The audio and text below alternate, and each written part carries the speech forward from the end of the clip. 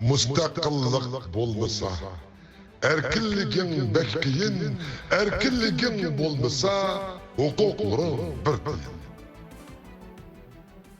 Hello, my name is Jessica, the spokesperson for the Uyghur interim government. Today we welcome back Mr. Bob Smith, the president of the Justice for Uyghurs organization. Welcome. Thanks for this opportunity to speak about the important issues facing the Uyghur people. First, I know you're a candidate to become a delegate here in the state of Virginia. In your campaign material, you declare yourself to be a humanist. Why? Well, I think it's immoral to enslave a human being. No human should be subject to involuntary servitude to another person, organization, or a government. Anyone who agrees with this can be called a humanist. I mean, human bondage is as old as human beings. We learn about this in biblical and other religious writings and from the history of the Greeks and the Romans, the Egyptians, and so many other groups. Unfortunately, the United States has been one of the many countries around the world that adopted the practice of slavery from its beginning. And some of the people of the United States are still practicing human trafficking. And why is that? Well, mostly for money. Forcing humans to work for no wages or low wages is one of the many forms of human trafficking. As a kid growing up in Chicago, I remember meeting two guys who had just returned from Paris with their new wives. They got married so they could bring their attractive beauties to go to work as prostitutes in expensive nightclubs owned by the local mob bosses. The deal was that they would charge $1,000 to date a wealthy person all night, and they could keep $600 plus any gifts that they were given by the wealthy person. And how long did they do that? Well, the dates would be at a party, and then they would give them drugs. And when they became addicted, then the money they were earning was used to buy the drugs.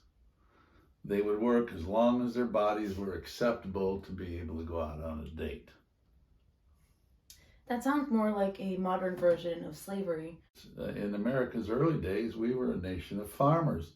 The slave trade, it thrived because the fertile land in America created a demand for cheap labor. Not everyone in America accepted slavery, and a civil war was eventually fought to stop the practice. Unfortunately, Shenandoah County, where I seek election, the public school board recently named two schools after generals who supported slavery. So the acceptance of slavery is still being supported here. That's unfortunate. It must be a big problem for students who had relatives that were slaves. Well, our black students in particular, they're suing the school district for the actions of the school district. But around the world, we see other forms of slavery. For example, the temporary foreign worker program in Canada just last month was condemned by the United Nations for mistreatment and physical abuse. So what exactly is modern slavery? Well, human trafficking is accomplished by using coercion, abduction, or deception to recruit or transfer a person in order to exploit that person. It's not the same as people smuggling, where someone is transporting people until they reach a destination, usually illegally and for a fee.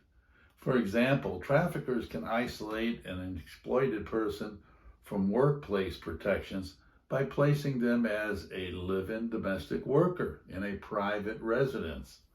Also, they can force a person into bondage by making them repay a debt, sometimes called an indentured servant. If you want to learn about the most shocking form of slavery, well, that would be child slavery. About 1 in 4 children are victims of slavery, usually serving as domestic servants or forced to do physical labor. An estimated 10 million children are subject to slavery today. And another form of slavery happens through child marriage. That's where either party hasn't given their consent because one has a sense of ownership and that person cannot leave or end the marriage. An estimated $150 billion in legal profits is gained from trafficking almost 50 million victims every year. It's not surprising that the second largest international crime is forced labor. That is a lot of money, and it is alarming that this is such a big problem. What are some of the examples of products that still use forced labor? Well, for example, our supply chains include products such as cocoa, cotton, palm oil, and electronics. Cocoa, coming from West Africa, is used by Nestle, Mars, and Hershey, and has been found to come from forced labor. Cotton, from germination, harvesting, and spinning, and to manufacture the clothes, is determined to come from sweatshops. Palm oil, used to manufacture products such as ice cream and lipstick, the victims are promised high-paying jobs if they immigrate to other countries, but then suffer from forced labor when they arrive. In Malaysia, the electronics industry, about a third of the foreign workers are working under forced labor. It's horrible that all of this forced labor is happening around the world. But why do we find this to be a problem with the Uyghur people? Well, it starts with forcing the Uyghur people to pledge loyalty to the Chinese Communist Party. The Uyghurs are then persecuted by the Chinese Communist Party by trying to dilute their ethnicity and by settling millions of Han Chinese in the Uyghur homeland. Then they repress their language. Then their religion. Then their culture. Racial discrimination against Muslims is common. They are under constant surveillance, they are tortured, and in recent years they have relocated millions of Uyghurs to detention camps, prisons, and factories by using forced labor. They are relocated to the detention camps simply because they were practicing their Muslim faith, and they are treated as enemies of the state. More than 80,000 Uyghurs have been recently transferred to factories across China where they cannot leave and where they're undergoing ideological training to abandon their culture and religion. More than 80,000 Uyghurs have been recently transferred to factories across China where they cannot leave and where they're undergoing ideological training to abandon their culture and their religion. Many young Uyghurs have been sent to process fish products that are then sold to European and American companies. Countries have been working to pass legislation that would prohibit the purchase of products made from forced labor. In fact, all goods produced in the Uyghur homeland are considered the result of widespread forced labor. This has become a significant part of the Chinese government's economy. Forcibly assimilating an ethnic group and eliminating their culture and religion makes the Chinese Communist Party guilty of crimes against humanity. Likely, it should be considered cultural genocide. Who exactly is profiting from these forced labors? Well, yarn that finds its way into clothes for a Western fast fashion brand comes from the Wahoo Fashion Company, where 4,000 Uyghurs work under a military-style management and in isolation. About 600 Uyghurs work to manufacture sneaker shoes for the Qingdao Tengwing Shoes Company Limited.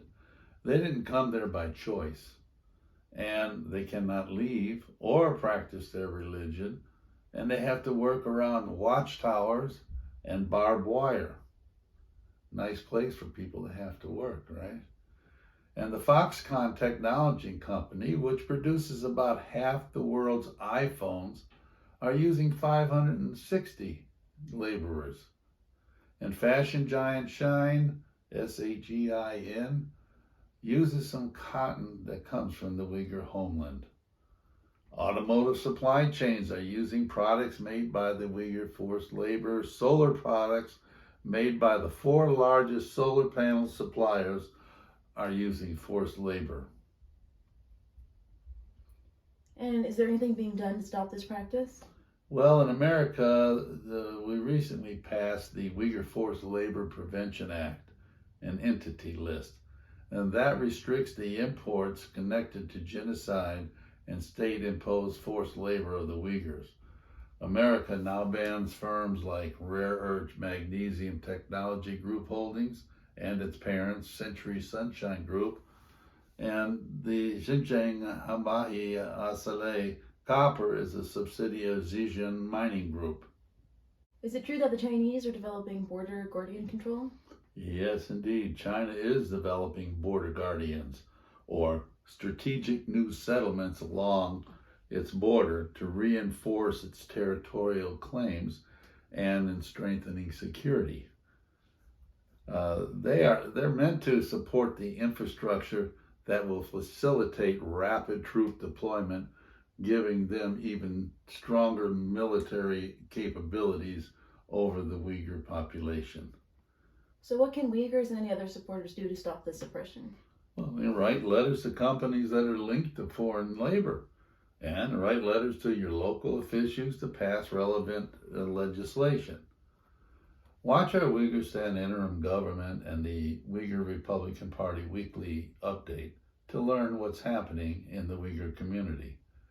Thank you so much for your efforts, for what you're doing for the Uyghur community, and I hope you'll continue to provide us with updated Uyghur information. Thank you. Thank you for being here today. Thank you all for watching. Please like, subscribe, and share this video with your friends and family, and we will see you next week.